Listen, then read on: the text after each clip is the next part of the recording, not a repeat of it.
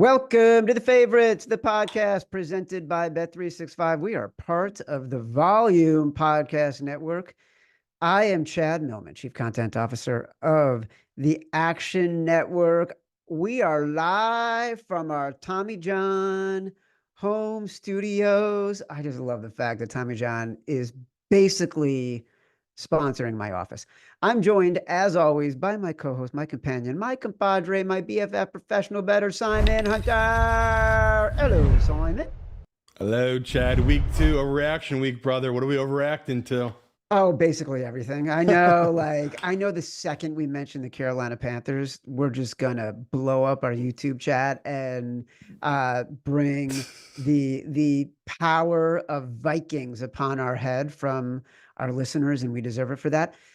Look, wild and wacky week 1 that ended with the Jets-Niners game on Monday night, which we had included in our Faves 5 picks. We had the Jets. Because of that game, we finished 2-3 for the week. Our foxhole was very lonely because that pick was the Giants. My exact decision was Carolina. Enough said there. Ooh. Your Simon says was Indy. Very well done. Our first Tommy John big balls bet of the season was Detroit, and we won that. Simon, is it possible we're the Cincinnati Bengals of podcast prognosticators, because this is the second year in a row where we started off a little bit slow? No, I think because 2 years ago we started 5-0. I think it just says more that it's good to be Joe Public, right? 4-0. I think the favorites went 4-0 in the primetime games. What was it? 13-3 straight up favorites. Yep. Yeah. And look, last year the favorites, by the way, if you were betting the favorites, you were ROI positive for the first time in the entire generation. We've been tracking that in the Action Network with all of our data. So listen, I don't want to dwell on the week.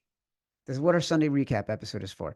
You can catch that episode and every episode of The Favorites live only on the Action Network YouTube channel. Be sure to like and subscribe. In a moment, we'll recap the results of week 1 in our contest. We'll announce the winner of our first $1,000 weekly cash prize. If you're new here, you need to sign up for the free Favorites Podcast $100,000 Pro Football Pick'em contest presented by Bet365. Remember, we will drop your worst score after week 5. So even if you forgot to sign up and didn't make any picks, you've still got time. 5 picks against the spread each week, $100,000 in cash prizes up for grabs. First place gets $40,000. Sign up, favorites.actionnetwork.com. Again, favorites.actionnetwork.com. No reason to be listening to the show and not signing up for that if you can win money every week just by putting picks in a free game. As a reminder, the Favorites Podcast is presented by Bet365, and now new Bet365 customers get $200 in bonus bets when you bet $5. Sign up using promo code FAVORITES, deposit $10, and place a bet for $5 to get $200 in bonus bets. Those bonus bets can be used for spreads, totals, player props, futures, and more. Whatever the moment, it's never ordinary at Bet365. Must be 21 or older and present in Arizona, Colorado, Indiana, Iowa, Louisiana, North Carolina, New Jersey, Ohio, Pennsylvania, Virginia, or 18 and older in Kentucky. Gambling problem, 1-800-GAMBLER, 1-800-BETS-OFF in Iowa. Terms, conditions, restrictions apply. Finally, contest recap. Tough week in the contest. Only 1.3% of participants went 5-0, Simon. Congratulations to our first weekly winner of the season, CJ Childs, 1993. He went 5-0 in the contest. I should say CJ went 5-0. I don't know if CJ is a guy or a girl. Went 5-0 in the contest and missed the tiebreaker by 1 yard. So did another entry. However, CJ submitted his picks first, and the earlier submission time wins. So enjoy your $1,000 cash, CJ. $1,000 cash, CJ. As always, our producer, Matt Mitchell, has selected his Producer's Cup Award for the entry that finished dead fucking last in the contest. This week's Producers Cup goes to Seth Dog, who went 0-5 and missed the tiebreaker by 414 yards. Seth Dog, please email Matt, podcasts@actionnetwork.com to claim your prize. It's time for week 2. So, some of the season-long props that we are going to be tracking. Trevor Lawrence lead the league in passing, 22-1. In the first half, he looked like a world beater. Aiden Hutchinson to lead the league in sacks at 14-1. If anyone watched Convince Me, our Sunday morning YouTube show, 11 a.m. in the Action Network app on YouTube, Sean Kerner gave out Aiden Hutchinson over 7.75 sacks. He got that on the second and last play of the game, and he was in Matthew Stafford's grill all freaking night. So that was a deserved win. Cooper Kupp, 30-1 to lead the league in receiving yardage. Pretty strong start there. Yeah, he's down to 10-1. 10-1. Yeah, so that was a nice one. Dude, Simon, you know what? You're so good. That's all it takes. Thanks, Chad. You're so good, man. I love you. All right, I'm gonna give a couple of trends that are relevant. I don't want to repeat them every time. So yeah, if I say the trends are relevant during the game, during one of our breakdowns, it's referring to these. Week 1 and 2, 1 to 5.5 point underdogs are 64% since 2018, but they did go 4-8 in week 1. So should we expect a regression at this point? Favorites of 1 to 3.5, 43% in September the past 20 years. And those small favorites especially don't perform well in the first 3 weeks when they are just 42% since 2014. Flip side, 8-4 in week 1. So either the trend is dead this year because the public is doing so well, as we've seen, or there's going to be a regression. Here we go, buddy. Here we go. Thursday night football. Buffalo, Miami. A lot of intrigue here. Josh Allen injured but practicing. Game opened at 1. Miami at 1 on Sunday night. Moved up. Got up to 2.5. Now it's back down to 2 at Bet365. Seeing 1.5 at some books. Give me the under. I don't have an opinion. Wow. No, the only play here is Miami. Miami's the play definitely in this spot. Short week. The Bills coming off that win they had compared to this Miami team that they know they stole one, right? I just think they played as bad as they could possibly play, and they still won that game, where I think we might have seen one of the best games you possibly see out of Josh Allen, that Bills team, right? I think he had 4 total touchdowns, and he was just, it was all clicking, especially in that second half against the Arizona defense. I think Miami's defense is much better than Arizona's defense, especially their secondary. And offensively, I like the matchup for Miami, man. Like the speedsters, I don't know what the counter to that is for this Bills team. So we talk all the time, Chad. If it's under 3 and it's 2 at home, we take this spot, don't we? Like unless they're playing, one of the better teams in football. If they were playing the 49ers or the Chiefs, I would definitely be hesitating unless they were a big dog. But in this spot, this doesn't feel like this is the same old Bills, man. Like there is a weakness to this team. There is a reason to doubt this Bills team. So, before he came on, Matt Mitchell gave me a little bit of relief, said that the whatever's going on with Josh Allen, it's not a break, right? That's what the fear was, that he had maybe broken his wrist. It's, we don't know what it is yet, right? It's still early in the week. I mean, God forbid the 49ers didn't tell us McCaffrey was out until an hour before. Like, we might not really know until right before kick what is happening with his wrist. But if he can't take snaps under center, that's a huge deal going forward for this Bills team. That he's always going to have to be in shotgun. That is a big deal. So, this feels like a kind of spot we like to play Miami here. I know we can't take them in contests, but if people are going to ask me what side do I like here, at -2, as long as it, hopefully maybe goes back down to 1.5, but it might go up to 2.5. But as long as it's 2 or down to 1.5, I like Miami at that number. So I guess what was confusing to me is this seems to me like you're playing what you saw on the field in one game for each team and discounting a lot of the trends that we usually rely on in the first 2 weeks, all of which I just mentioned.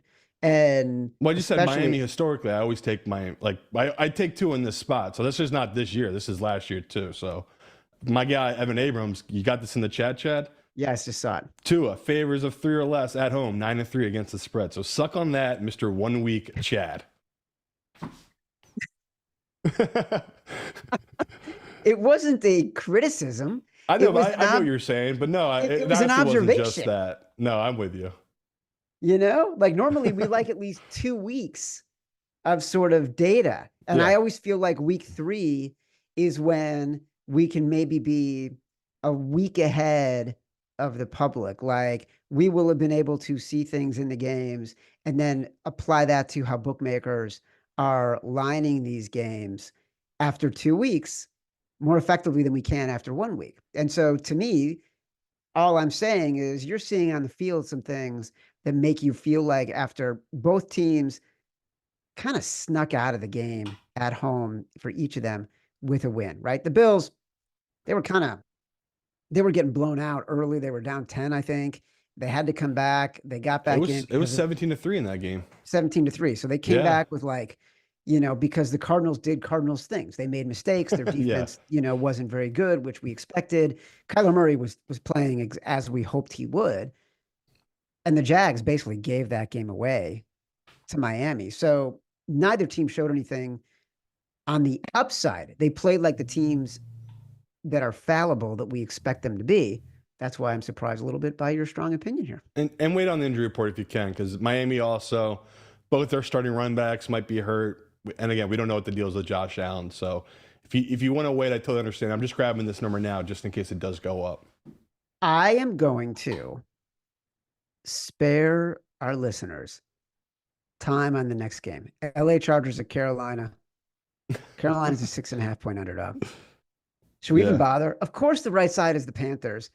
I refuse to subject our listeners to this kind of torture or open ourselves up to even more ridicule. No, just know this is the pro side. Of course, it's betting Carolina and the Chargers. If you have time, go and watch Herbert in that game. I mean, oh my God, this man did not look like the Herbert we all know and love. So the Harbaugh identity of just the run scheme, I love so much. So I understand why the movements come in here, because they do have an identity where this Carolina team has zero, and they have zero leadership. So Chad's hesitation's right. I won't be giving this out on this show. People, if you're going to ask me what side I'm on, obviously I'm on the side of Carolina, and probably going to put them in our money line round robin that I like to give out. So I know it's gross, but it's like you're giving me plus 250 at home against this Chargers team on the road. I have to do it. So will not be one of our 5. I promise you that. But yeah, Chad's right. We'll keep it moving. This is the hard part about what we do and doing it for public consumption is we love the Panthers. We talked about the Panthers. We were standing our ground on the Panthers. We also stood our ground on the Lions. We also stood our ground on the Colts. And each game is only one game, but because the Panthers were such an ugly dog and because we leaned into them so hard, even though it only counts as one loss, in the same way the Colts only count as one win, it has just become so much harder for us to swallow that they've become a little bit of poison for us. We will both probably be on the Panthers. We will not put this in the contest, make it a big balls or anything else. As tempted as we are going to be when this game all of a sudden rockets to 7 on Thursday, we just can't do it to people. We can't do it to Panthers, it's what people hate about someone like me who does this profession, which is like, you think you're so smart. You think you know so much more than me. I could have told you 6 months ago that was a bad bet, that the Panthers suck and they're a shitty team. It's like, you got me. There is no rebuttal to that. You got me after 1 week. So that's why I'm praying, Chad, that was mirage and they'd turn it around here. But man, me and you talked about it. We watched that game tape. I broke that film down. There is not much hope to grab onto. It just all looks bad. So you and the fans are right. We are not putting this team in. Even if they do win and cover this game, I'm still not going to be convinced to put this one in for a little bit. Well, that's also the hard part about the trends and doing this on a week to week basis, and Yeah. especially like making big bets and taking big risks in week one, is people hear that. And we try to say with the trends, you got to bet them every time because that's how you get the ROI and that's how you win 53% of the time. Because if you pick and choose your spots, then it could be that you only choose it the 4.5 to 5 times that you lose. So Yeah. you once you're in the game and you're grinding, you kind of got to be in the game. It's like playing craps. You can't just decide like every 10th roll you're gonna put your money on the table. You gotta go with it, man. Even last night, right? We had the best of the number, and we were in a spot of a trend we loved, right? The team that loses the Super Bowl, they're 5-19 against the spread in those spots. The 49ers hadn't covered a home game in 7 straight games up to that point. So it was like all these little things we loved all led up to it. We got waxed. We looked like an idiot, right? Egg on our face. Are we? We're 19-6 on that bet. So it's just like it is brutal. We're right. You're so right. Like it didn't work out for this time, but long term, that's a winner. So it's one we're going to stick to long term. We're long-term players here. We're not looking to score big wins and then cash out. We just want to keep going for the rest of our lives. New Orleans at Dallas. Dallas is a 6.5 point favorite. The line was 6 on Sunday, and it was moving. We talked about it on Sunday night as one of the first games that we talked about and sort of our look ahead. We both hit it. You thought it might get to 7. It's currently headed that way. It's interesting to me, like, where do you have this power rated? Actually, before I get into that. 7, and like I liked it at the 6. Now it's at 6.5. It's like, all right, do we still really want to play this one? Are we really that confident? Because this is pretty chalky. Yes. So we'll see as the week goes along here if this is one of the favorites we do put in, but I'm assuming all the other favorites we like more than this one. But like at 6, that felt like the good number to take Dallas at that number at home in this spot.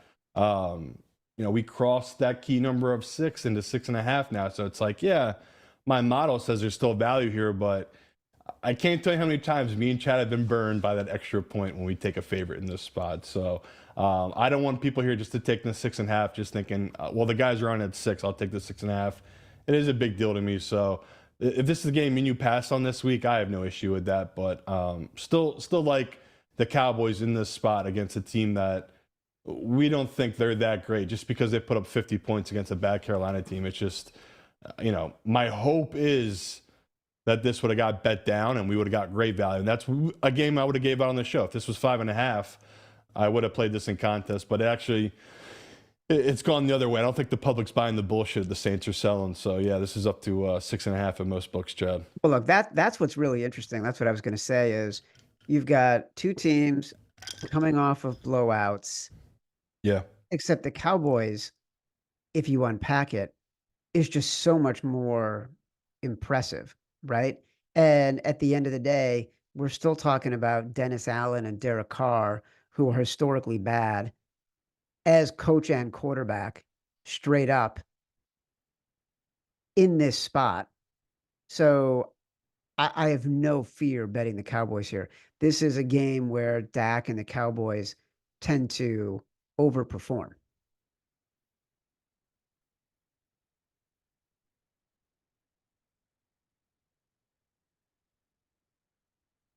All right. Looks like we lost Simon. My guess is he will be back on in seconds. So I will just vamp for another minute or two while we wait for him. Oh, he's coming back as we speak. I don't even have to vamp for that You long. might have to. I don't know. My camera's not working all of a sudden. Maybe. Oh, there you I'm go. going to go on the other camera, Chad, so it doesn't matter. We'll keep it moving. Look at you. You are a total pro. I love that about you. Yeah, I wish I knew what was going on with the tech, but I do not, sadly. So, yeah, the camera goes. We switch cameras. That's what happens. All right. We like Dallas at 6, 6.5. It's a question mark. This game may steam to 7 because Dallas was so good, and people may realize how bad the Saints really are and that they beat up on just a really bad team. Yeah. Las Vegas at Baltimore. I know this number is way too high, I want to tell you something. I read this in The Athletic this weekend, the other day, and I thought this was great in a wrap up of the Raiders game. Because I thought the decision making by Antonio Pierce was atrocious. Yeah, he blew that game all the way around. It cost them the game. It definitely did. In the fourth quarter, they were down 16-10. They were on the Chargers' 43-yard line with 7 minutes, 15 seconds remaining. They had a 4th and 1. He decided not to go for it. And the camera actually caught him saying, as they're lining up for the punt, should I be going for this? Jesus. Per The Athletic, it was the first time an NFL team had punted on 4th and 1 from the opposing team's territory while trailing in the fourth quarter since September 11th, 2016. So 8 years. The Athletic wrote, this was funny. It was the league's most timid play call in that situation in nearly 8 years. I mean, how can we count on a coach like that? Even as a 9.5-point dog. Oh, man. I know. What if it's 10 points? Does that intrigue you a little? Because I think it's going to get there. I think the public's going to view it just as you're viewing it. And my hope is, someone gets in his ear and says, listen, last year when you were playing for a job, you were winning. You were aggressive. It worked out for you. Now you're playing to keep your job, and you're going to lose your job if you're playing this way. So my fear with him is he doesn't know what he's doing, right? In the first half, he was going for it on their own side of the ball. Like, he was super aggressive, and then it didn't work out for him. So now he's going the other way and playing really conservative. And it's like, dude, you're the team that has the 2 turnovers in this game. You can't be going conservative. They were outgaining them and doing everything they wanted to against that Chargers team, and they only put up 10 points. I mean, Minshew had a good game. I know people want to bag on him, but it's like he actually played pretty well in that game, all things considered. So, yeah, I get the hesitation, Chad, but you probably don't remember it. I do, just because I remember a lot of our fun, ugly wins. But we took the Raiders in this exact scenario. Not even, I don't know, 2 years ago, and they were like a 10-point dog, I think, against the Ravens, and I'm pretty sure they won outright. So how do we not play this spot? I'm so tempted to take it because it is one of the uglier dogs of the week, and this feels like what Cincy was last week, right? Cincy losing outright broke all the survivor pools. That's what feels like this Ravens team could be this week, where it's like everyone looks at it like an easy game where I like the guys up front matched up against this Ravens front. Like, again, that's the questions, right? The Ravens front, I don't think they looked that great against that Chiefs team, Chad. So you're talking about their offensive line. Yeah. So I don't know. Maybe I'll be able to get you there by Thursday's show, but if it's 10 and a half, how do we not get this in contest? That's such a huge number for a Ravens team that I don't think they deserve that type of respect yet. Well, look, I'm not going to lie to you. I'm feeling a little chalky today. A lot of the games I liked were chalky. I wasn't saying I wanted to bet the Ravens at -9.5. I was just saying I wasn't committed to the Raiders yet, even though, of course, this is the right side. Part of it is a bias. Like, I don't think this is a very good team. And you and I just happen to disagree on this. I know you like the Raiders and they're over. We couldn't get together and decide that we liked the Raiders in the game last weekend. I just don't trust them as a team right now. Minshew was great. 25 of 33, I think. Yeah, for 257 and a touchdown. One thing, and the Ravens were not great on Thursday night. They were not great on Thursday night, and they were a toenail away from tying the game against the Kansas City Chiefs, who will make all of this look so freaking easy, right? And so, then I know John Harbaugh, if he is coming off a bye or has at least 10 days to prepare, 27-8 straight up, 20-13-2 against the spread. Technically, this is 9 days.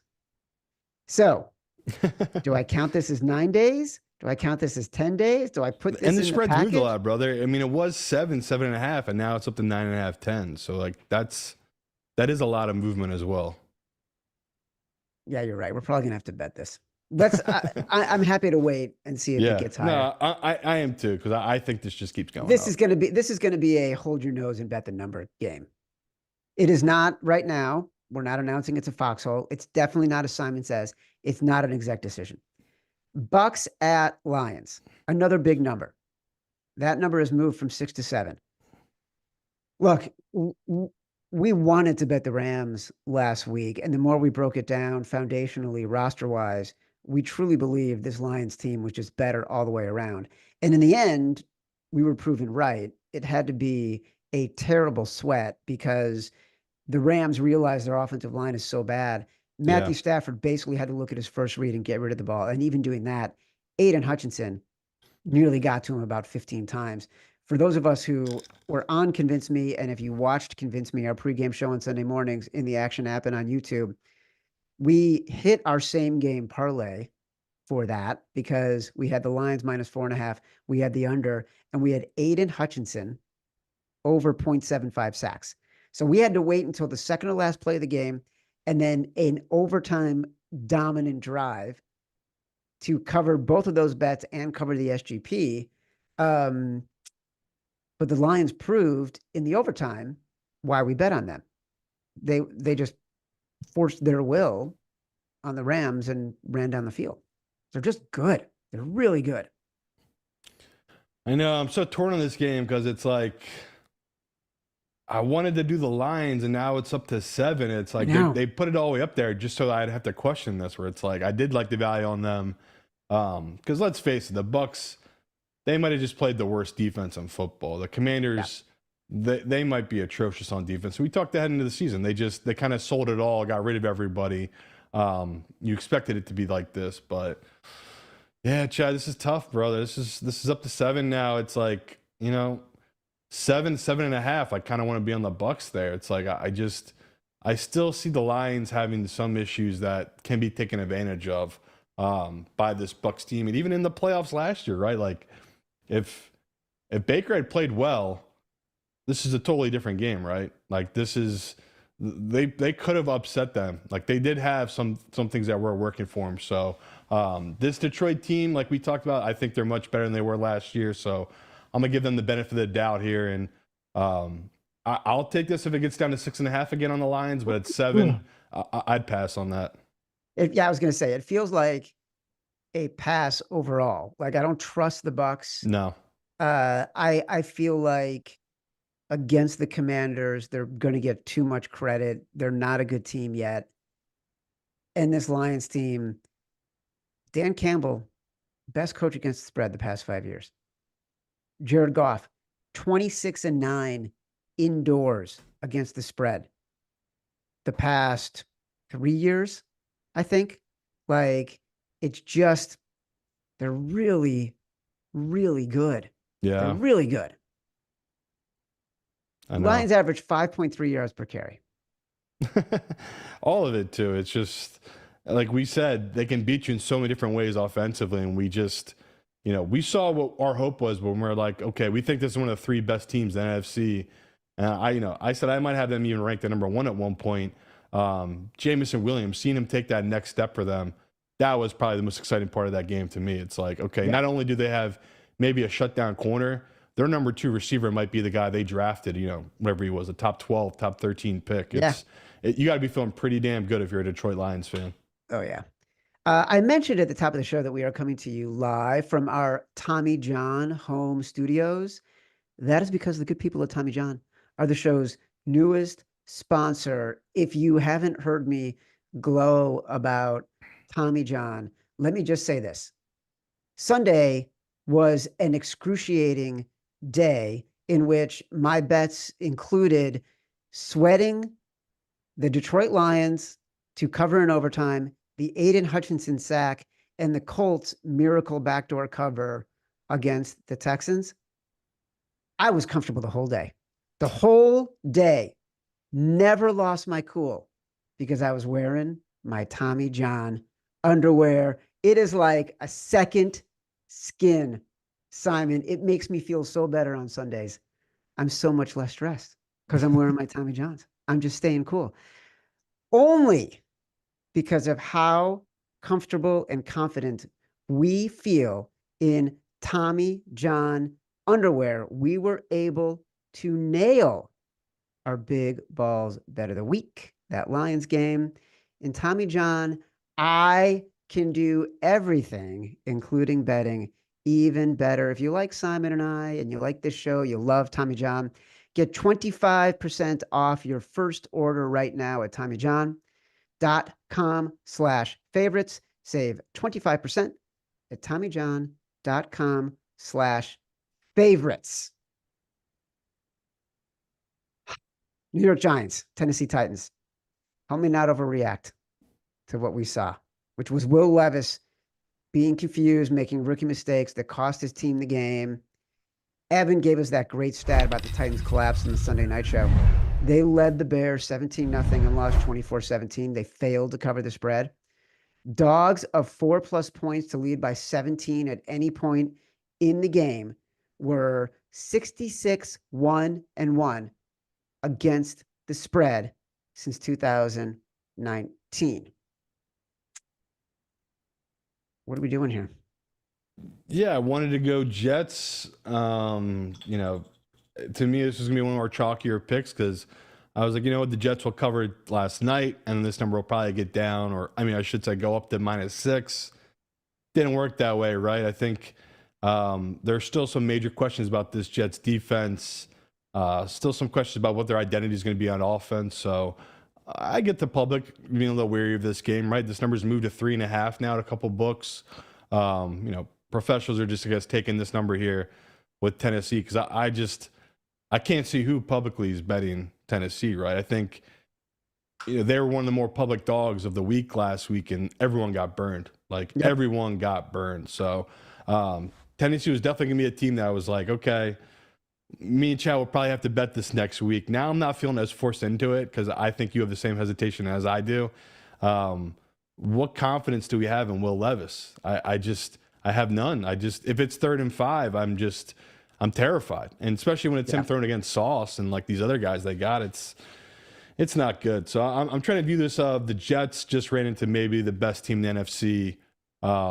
Rodgers, to me, he looked like his old self. I don't know how you felt about it, Chad, but like seeing a couple of his throws, I mean, it's just like, wow, this guy's arm talent is just out of this world, and you kind of forget that sometimes. So, oh my God, there was that laser, not the deep ball, but along the sideline. Yeah, the Lazard. Oh my God, that was. Yeah.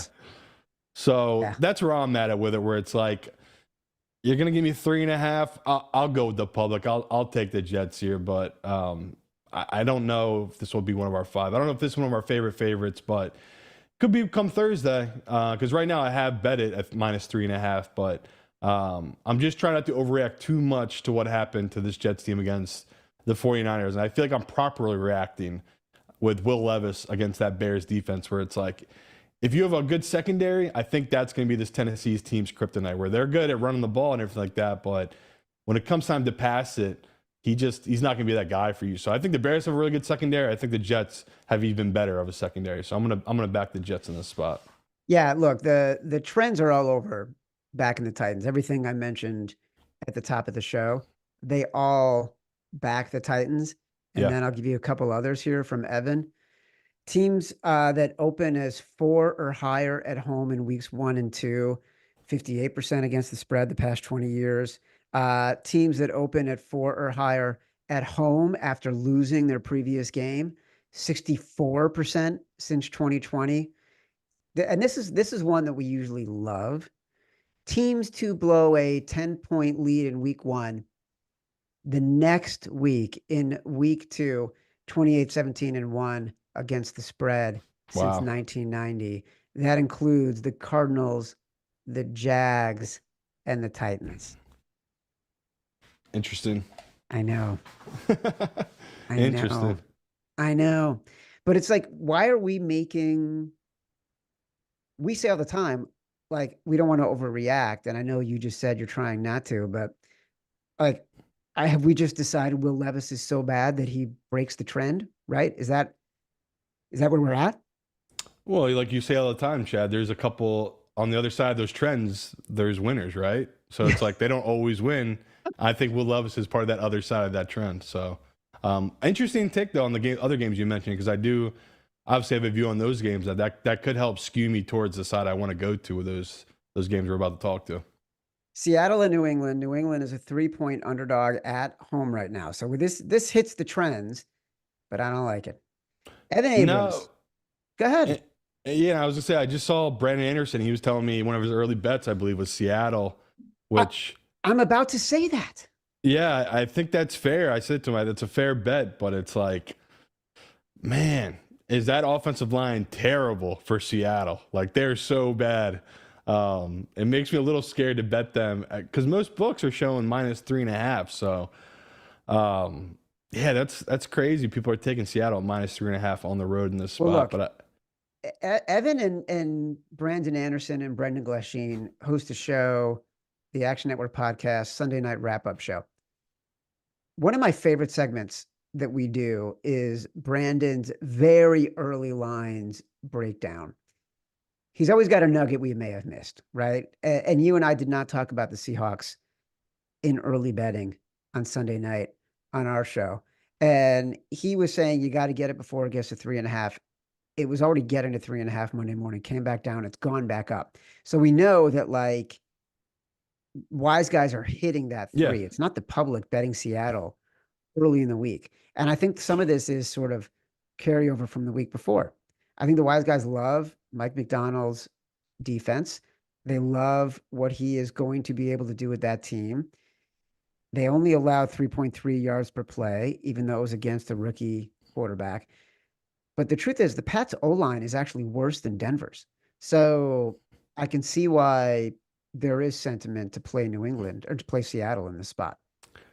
yeah. To me, the 3 you take. If you can get the 3 for Seattle, you take it. The 3.5. I feel like that's where we'll have in contest. That's gonna be hard to do, but New England's bad. Like even when I went back and watched the tape, it's like it really was just Cincinnati shooting themselves in the foot constantly. Yeah. And I mean, Stevenson, he might be one of the more underrated running backs in all of football for this Patriots team. I think it was like 119 yards of his was after contact. Like this guy is getting hit in the backfield and still turning out 3 and 4 yards at a chunk. So, yeah, I wish it was lower. Check is 2.5. This is a no-brainer. Seattle -2.5. I would have loved that, but that's my pause. Whether I'm trying to play this in the contest, it's like I don't want to put this in at -3.5. It just feels like this game is going to land on 3, right?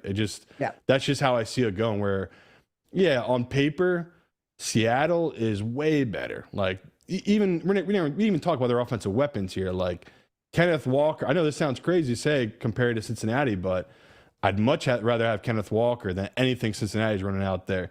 DK Metcalf, I know he doesn't get the praise that Chase gets because Chase was a top 5 receiver taken. DK is not that far off. And now you're bringing in his number 2 receiver, Lockett.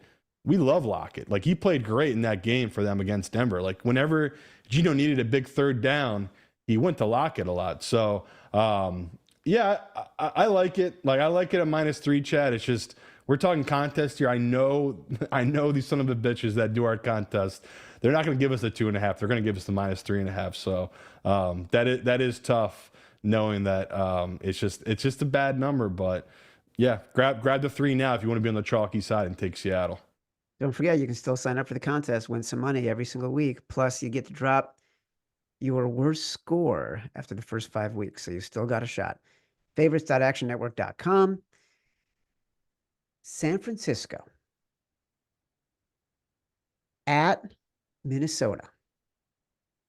Minnesota is a 6-point dog. This one moved a point off of the Niners win on Monday Night Football. And it's not hard to see why. They had 0 problems moving the ball against what is supposed to be the top-ranked D-line in the league. What's interesting to me,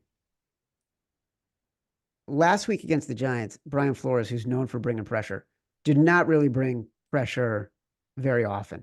And they still dominated Daniel Jones because, it's the Giants and whatever.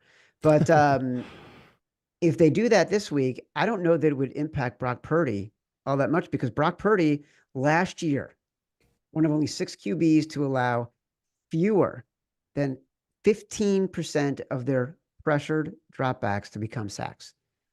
He's just nifty. He's nifty in the pocket. He's very crafty, Simon. So I don't want to bet this game.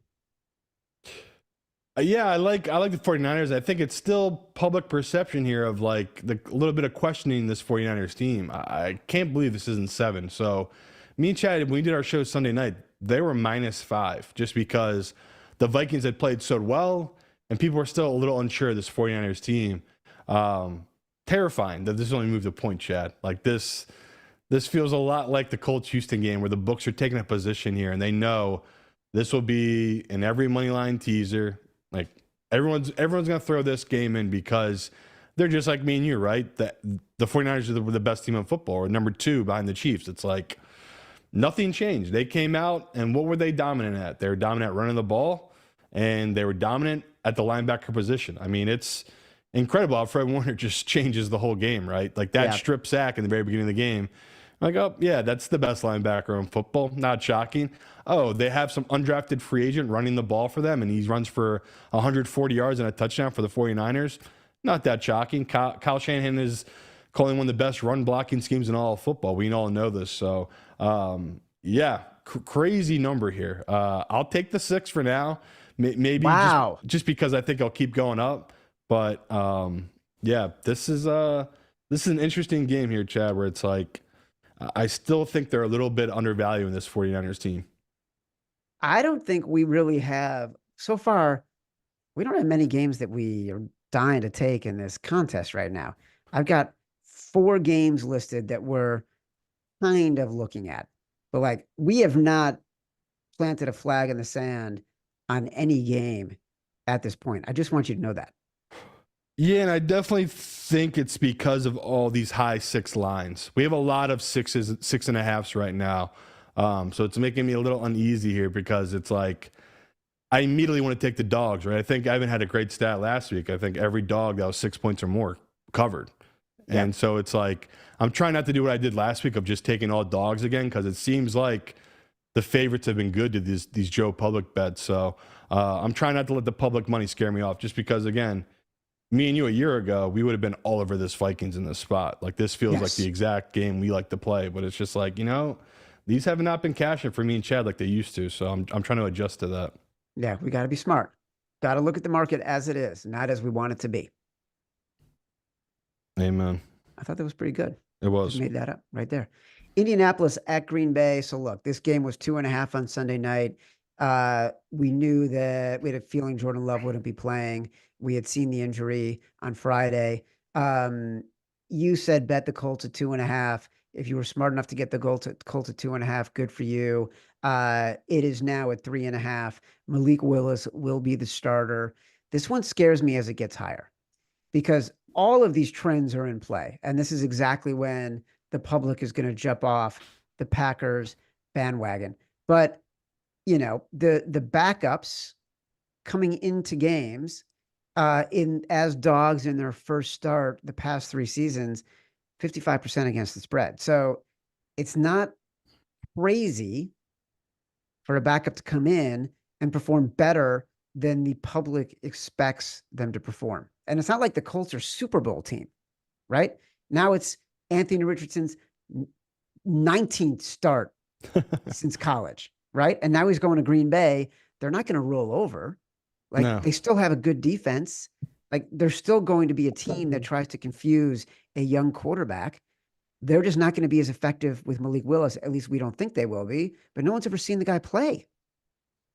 Yeah, and last week with the Colts, we played the number and we got lucky. Like the guy was 9 for 19, right? And so lucky. A couple of those completions, it's like we said, him missing a guy wide open in the end zone and throwing a pick, you don't come back from that, especially a guy like him who's only made 4 or 5 starts in the NFL. So do you want to play roulette again, Chad? That's what you're kind of doing here, trying to take this. I don't know. I felt good about the Colts when we got at 2.5 and 3. Now that it's up to 3.5 and maybe going to 4, it's like this is usually where me and you like to back LaFleur in these kind of spots. Like this is a no-brainer to me to back LaFleur. Like even though it's Green Malik Bay. Willis, yeah. Like I like to me, I just added Green Bay at plus 3.5 to our list of games to review on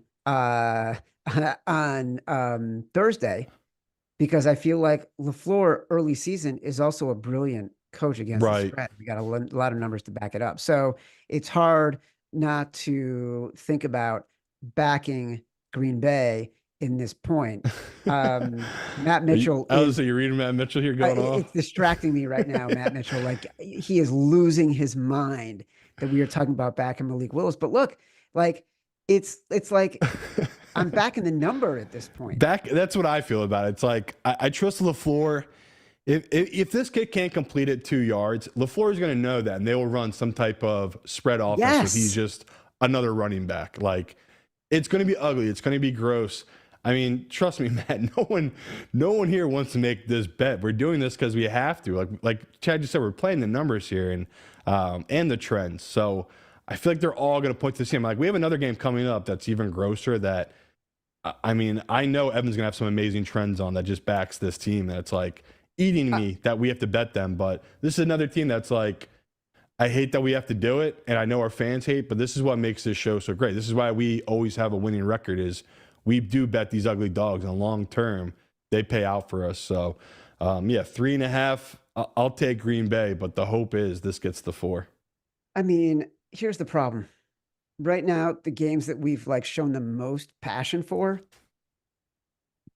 Raiders at 9.5 and the Packers at 3.5. I mean, come on. Oh my God. We are just, thank God I got those Tommy Well, we have some favorites though. You just hate betting favorites. I'm trying to give you favorites. You just hate betting favorites.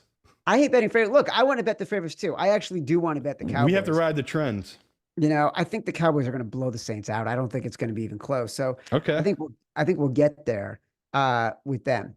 But Jesus, I cannot believe we're taking the Packers seriously right now. I do think it'll be proven out. We still owe, as Simon says, we still owe an exec decision. We'll probably do Foxhole like on Thursday as we do big bets. Yeah, I say we do that Thursday. New York Giants at Washington Commanders, 2.5. Look, I saw a lot of bets this week piling into the Action app for Jaden Daniels at Offensive Rookie of the Year at plus 500. Overall, home favorites in the division are 500 against the spread or worse in 6 straight seasons. So not a trend where you wouldn't necessarily want to back the Commanders.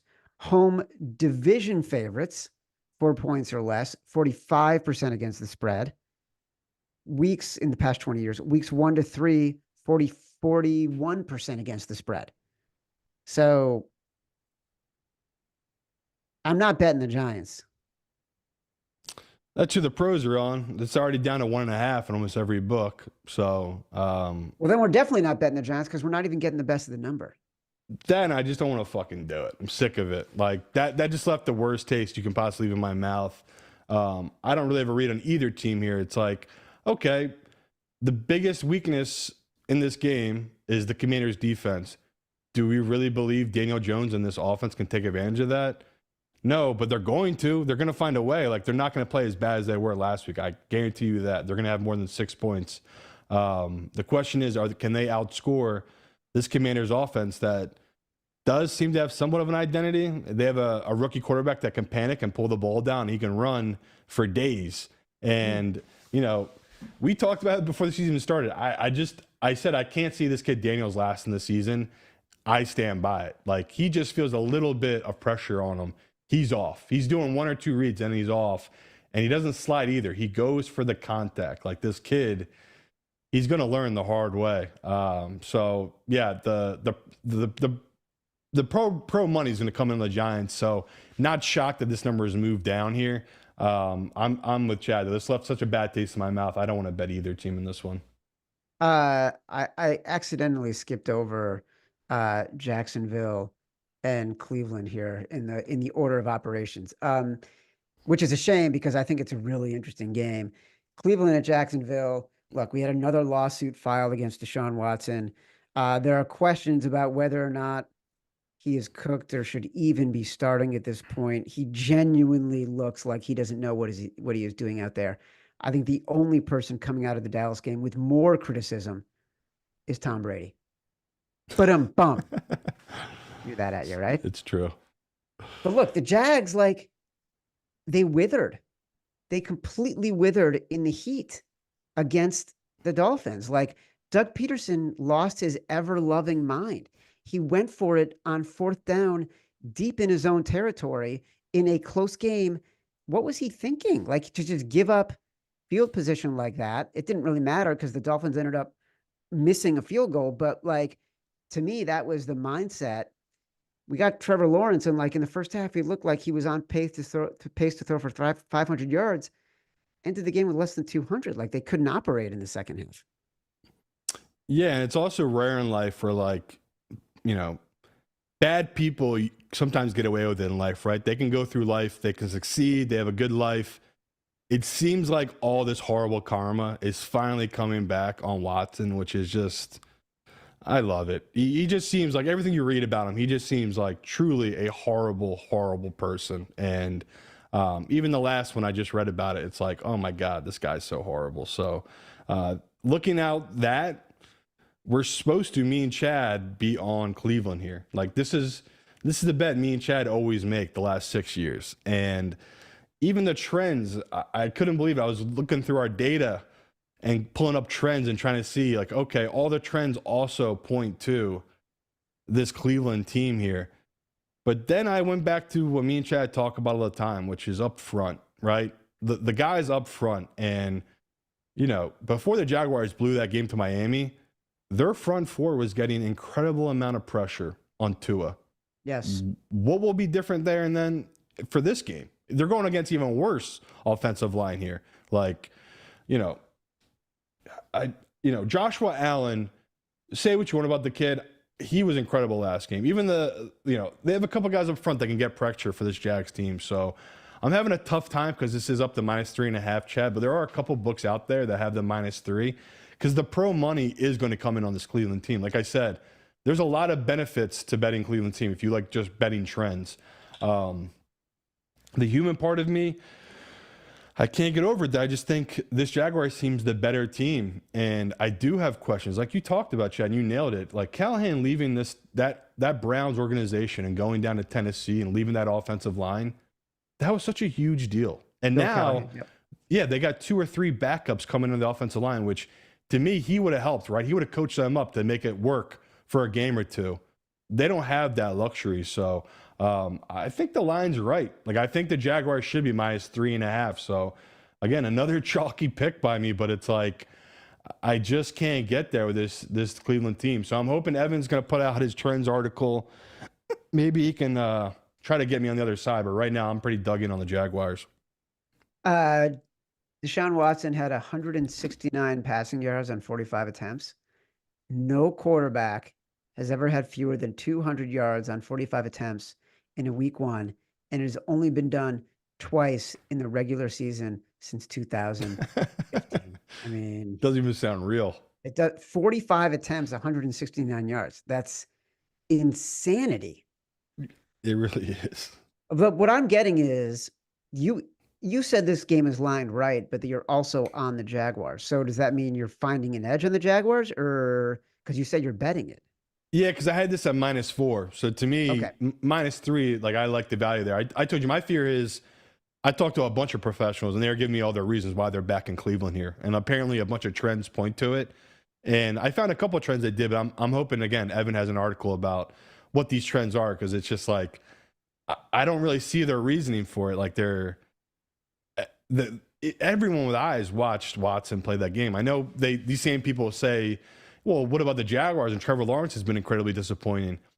They're not even on the same planet, the disappointment between him and Watson. Like, we can attribute a lot of what failed Trevor Lawrence up to Doug Peterson, right? And so I think there's stuff there you can correct. Stefanski's putting Watson in the best position he could possibly put this guy in. He's catered the entire offense to him, and it's not working. So that's my big takeaway from this one. I feel bad for Stefanski. I think he's a brilliant coach, and he has just been saddled with an albatross of a quarterback and a contract that they cannot get out of. I think he had an opinion, though, and he had an opinion on Baker, and I think he was part of it. So don't feel too bad for him. Yeah, you're right. He doesn't feel bad for me if things don't go right. Like, if I go 2 and 3, if I go 2 and 3 in the contest, it's not like he's sitting there saying, you know what? I feel bad for Chad. Like, they did good work. They made the right picks. They should have taken Dallas against me. You know, like he's not that. Don't forget, sign up for the Favorites Podcast $100,000 Pro Football Pick'em contest presented by Bet365. If you forgot to sign up, you still got time. We drop everyone's worst score after week 5. 100K in cash prizes still up for grabs. Sign up, favorites.actionnetwork.com. All right, really interesting game. Rams at Arizona Cardinals. Arizona's a 1.5 point favorite. They open as a 2.5 point underdog. Teams to open as the underdog and close as the favorite. 42% against the spread since 2018. 1-1 so far this year, Vikings and Browns in week 1. Look, I thought the Rams were outperformed. I thought the Rams outperformed the Lions, especially in the second half. Like I said, Stafford knew he was going to get rocked if he didn't get rid of the ball, and he did that brilliantly. They really only lost just because at the end of the day, the Lions are a better team. Arizona came out hot and then did what Arizona always does. It made the mistakes. I don't think their defense is good enough. And I think there's enough on film for the Rams to figure out, okay, here's what we can do against the Cardinals. And I was really impressed with the Rams defense in that game. Make this line a pick. So obviously when it opened, I was like, okay, we'll be on the Cardinals here. Now, like Chad just said, it's moved so much. The Rams are probably the play here, but it's like, man, this is a coin flip game. There really isn't that much value either side to me. And I think you did nail it, Chad, where it's like both defenses are terrible. So whoever has the ball last, they win and cover this number, right? And that's to us, that's impossible for us to know. My safe cowardly play here, it's the tease number. It's perfect. It's -1.5. It's +1.5 right now for the Rams. You can take it up to 7.5. So do it. Take that teaser right now and take it up to 7.5 because Chad just nailed it. It's like I don't know how professionals don't come in on the Rams at this point. How does that money not come in on them as this week goes along here? Because you just said it. It's like, okay, the Rams' big weakness right now, what's failing them is their offensive line and all those injuries. Who's taking advantage of that for this Arizona team? Yeah. We just watched it. I mean, I know it's Josh Allen. It's like he's the ultimate cheat code, but they had no push up front. And especially that second half when they got tired, like their legs were just gone by the second half. So, yeah, Chad, this maybe on Thursday I'll have a clearer view on it right now, but I hate when it's just these 1.5 numbers where it's like I don't really feel like I'm getting any value here. Maybe we'll get it like the Colts, right? Maybe the bets will come in on Arizona and we'll get it up to 2.5, such a key number, and we'll take the Rams there. But 1.5, I'm just teasing this number. Look, I think Arizona is still a trendy public dog. I think people love them against the Bills. And I think the way they performed against the Bills is going to have people more excited and more enthusiastic.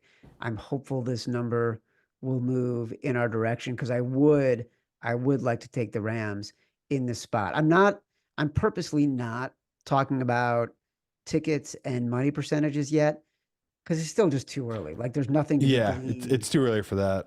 So like I know people like it when I do that. I'm just there's not enough volume. Once the public gets weeded out, like in 4 or 5 weeks, then we can really do the Tuesday money because that's literally professional money. We'll have a better read on it. Right now, it's still the mixed bag early in the season. Kind of everyone's like, throwing the money around early in the year. Simon, we still owe, as Simon says, we still owe an exec decision. Oh, it's coming up on a game. We're probably going to fight over the same game, aren't we? No, I know how strongly you feel about one of the games coming up. Okay. So I'm deferring to you. Cincinnati at Kansas City. Kansas City is a 6-point favorite. You set it on Sunday night. You were all over it on Sunday night. It was at 6. It moved down to 5.5. You liked the Bengals. You were on the side of the money moving the number. Back to 6.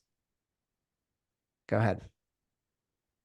Yeah, and it's a funny thing where we talk on the show Sunday night, and I have a guy call me up, and he's telling me all the reasons why he likes the Chiefs.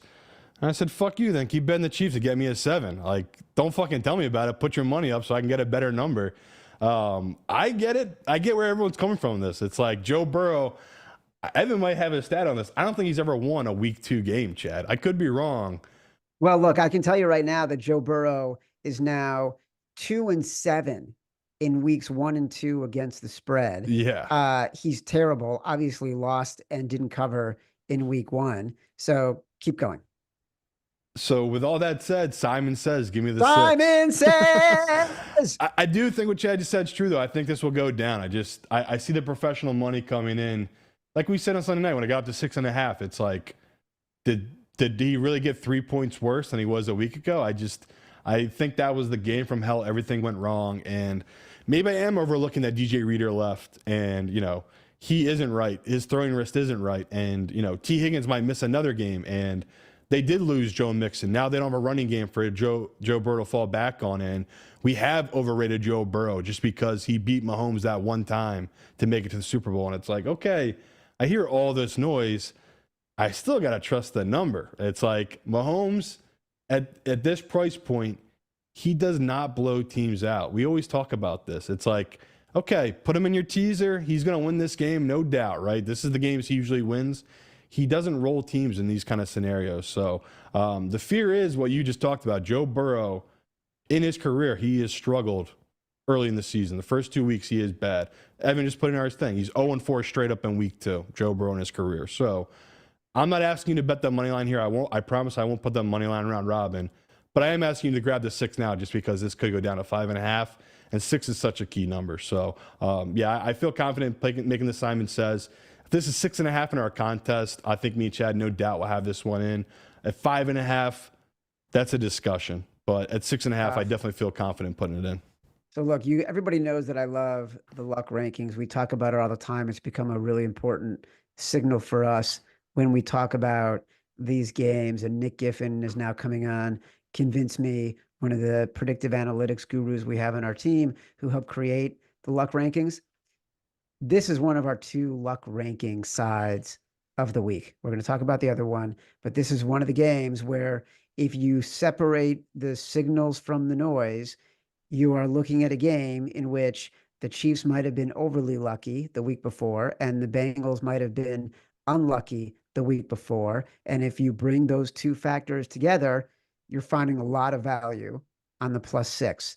Also, Patrick Mahomes as more than a field goal favorite, 48% against the spread. 75%, by the way, 3 or shorter. So well above 3. As Simon said, this has moved more than 3 points since last week, from 3.5 to 6. Mahomes 10, 13, and 2 against the spread when the line moves 2+ points towards his team. We're betting the overreaction here. Like, we can't be timid. No. We can't be shy.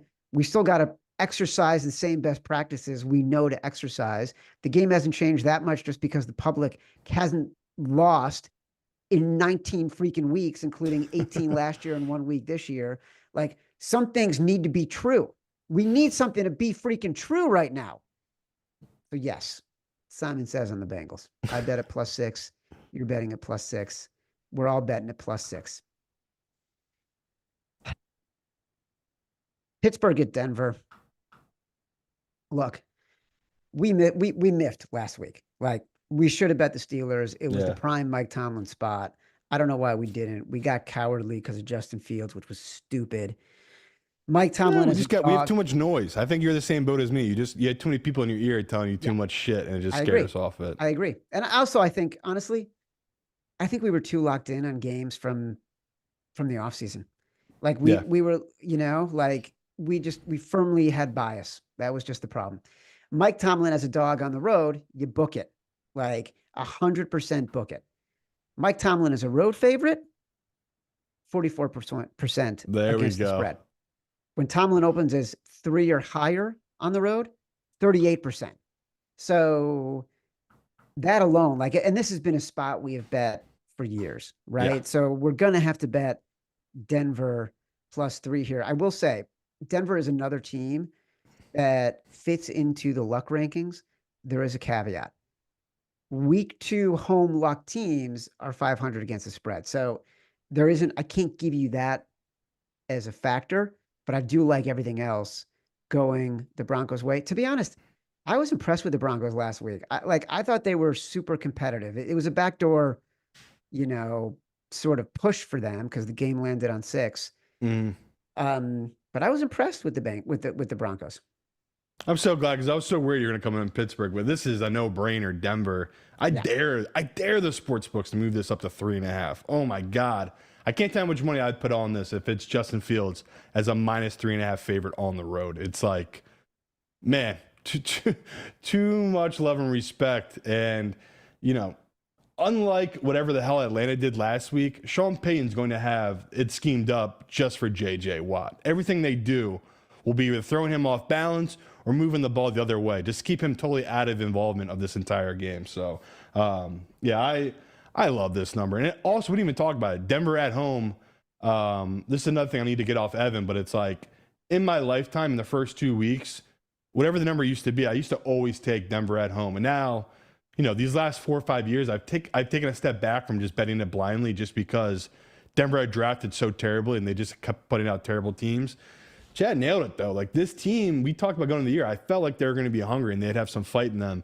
We saw that in Seattle game. They could have laid down and died when they were down by double digits, and they didn't. Like, I'll admit, I had, you know, Seattle in the survivor pool.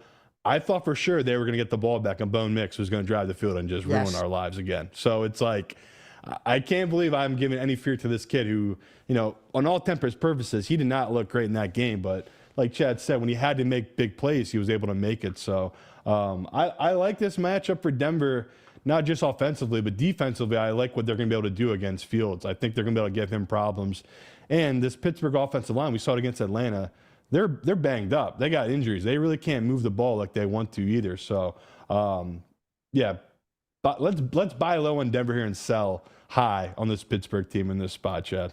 You know what? I'm making it my exact decision. Wow. Take a rookie. Okay. I'm okay. I was debating between this and another game, and no, it's not the Bears game, and so it must be the last game. And I think I've just convinced myself, and you've convinced me that I'm going with this as the exact decision. Yeah, this is definitely a good spot to take Denver. Sunday Night Football, Chicago at Houston. Houston is a 6.5 point favorite. This one opened at 3.5. It's now at 6.5. I don't think we know what we know yet about Caleb Williams and the Bears. You got to throw that game away. It was just freaky in week 1. Yeah. He did all these bad things that he used to do in college and can't get away with that in the NFL. The scrambling back, the throwing off his back foot. It was just a bad game for him. And the CJ was CJ. Like, the Texans were aggressive. They won on the road in a division against a really well-coached team. I don't really have a strong opinion here.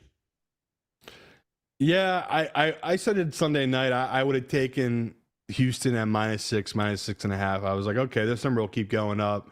Now, I think you're right, Chad. Now that the dust is settled, we've had time to relax a little bit.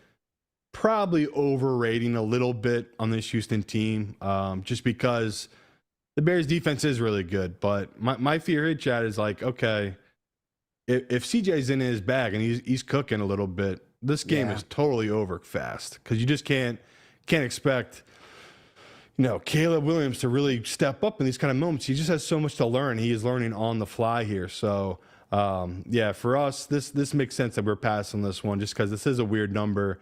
And again, everyone's going to be teasing this with the Eagles. Like, this is going to be the chalkiest Sunday night and Monday night 2-team teaser of the season. So, as much as I want to shit on it, it already hit in week 1. Like, everyone was teasing the Lions with the 49ers, and they're like, well, I'm taking them through 0 and getting them at a plus number. It's like, yeah, I would love to tell you you're an idiot. You're a winner, though. So, yeah, this one will keep it moving.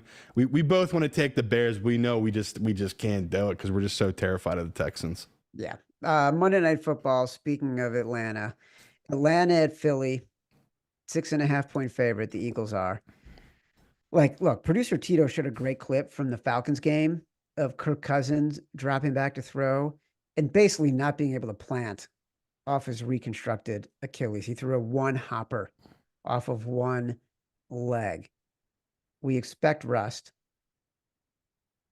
The Steelers D-line and the edge dominated a really great Falcons offensive line. This line has moved 2.5 points towards the Eagles, Simon. And this is our second luck side of the week. It would have been my exec decision. I feel like we got to take the Falcons.